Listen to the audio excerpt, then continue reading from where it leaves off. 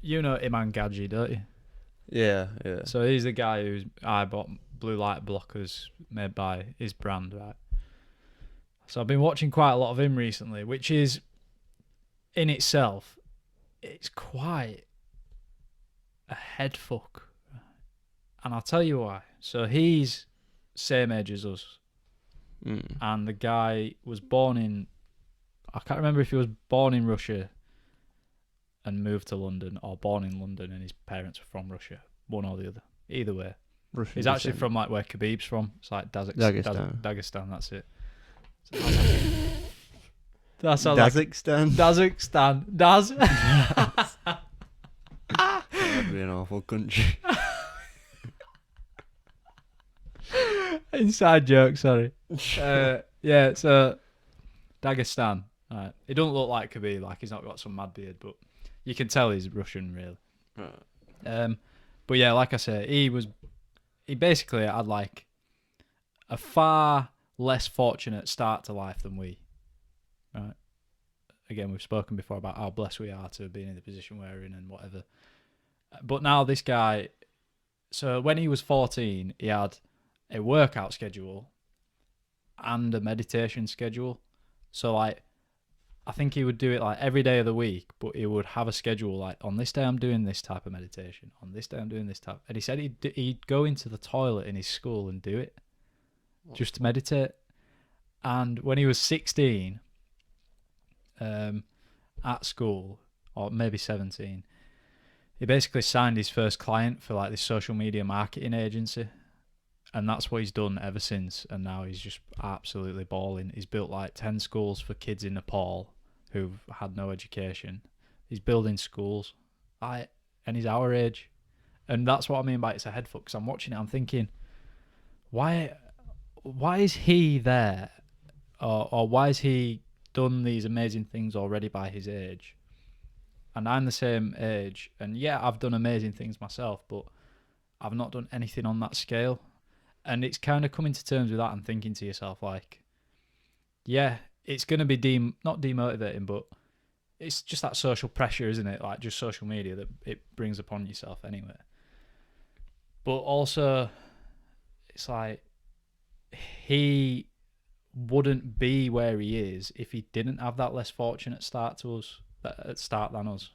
You know what I mean? It's kind of mad.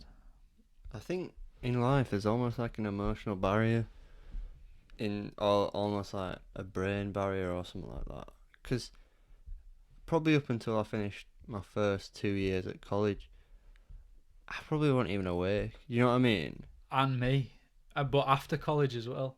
Well, yeah, because I know after... So I was 18 when I left my first college, and that's when I went into work. Yeah. And I sort of woke up through... and I know this will sound like weird, but almost through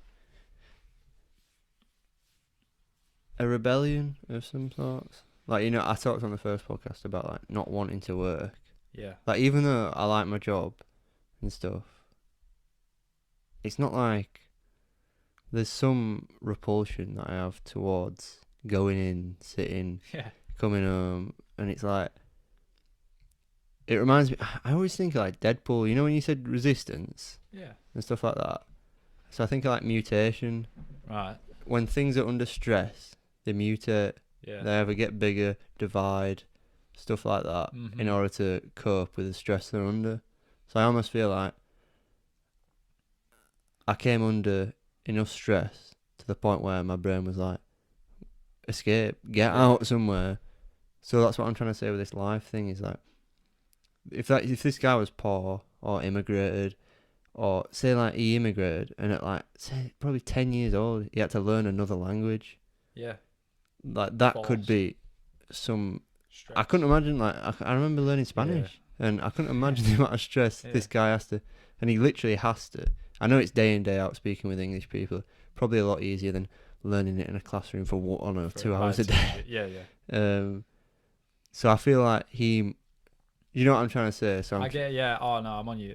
I'm trying to say that he's probably been exposed to a lot more stress in some sorts, which obviously... It's fight or flight, survival of the fittest. And he was forced into that situation. And it's like, boom, 20 years old, built X amount of schools in Nepal for kids who didn't have any place to go for education before, retired his mum, uh, got to the point where there's pretty much, unless he's everything goes wrong, he's pretty much guaranteed to make six figures every year. Mm.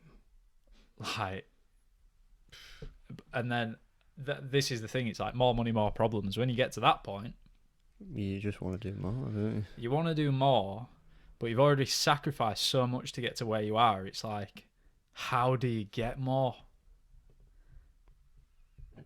And maybe that's where we've got the advantage, because we can learn from people like that. And Oh yeah, trust me. There's no way he hasn't failed in life. Like, you see his success now, yeah. but he will have failed over and over again. Mm-hmm. And I think I read a Gary Vee on LinkedIn today. It's like, I'd rather try and fail 10 times and succeed 3 times than try 3 times and succeed 3 times. Because them 10 extra lessons you've learned from failing are so much more valuable than being 1 foot in, 1 foot out. Yeah. And he'll learn. So he just learns earlier than us. And I guess my argument is obviously defending us, because in some way I want to be like, I'm on the right path now. And that's in no way discrediting him, obviously. He doesn't need my credit. Everybody can see what he's done and see how well he's doing. But I think I'm just like justifying our point of view. Yeah. Because I watched another Gary Vee thing, which I won't get lost in Gary Vee because he's a very optimistic person and he's successful, and his whole business is based around like positivity and stuff like that. Yeah. But it says a lot of nice things that tickle your brain, and you think, yeah. And he talked about like knowing when to have a day off and stuff like that. And but yeah, I think I'm just basically, it's just like I feel like we have put so much work in, and I definitely feel it. Like I'm working towards something every day, no matter what it is. Whether I have an off day, I'm still somehow working, because I'll somehow be reading or thinking. Like, I'm constantly thinking. That's what I feel like now. Yes, that's it. Like, don't switch off. Has that died? Don't switch off.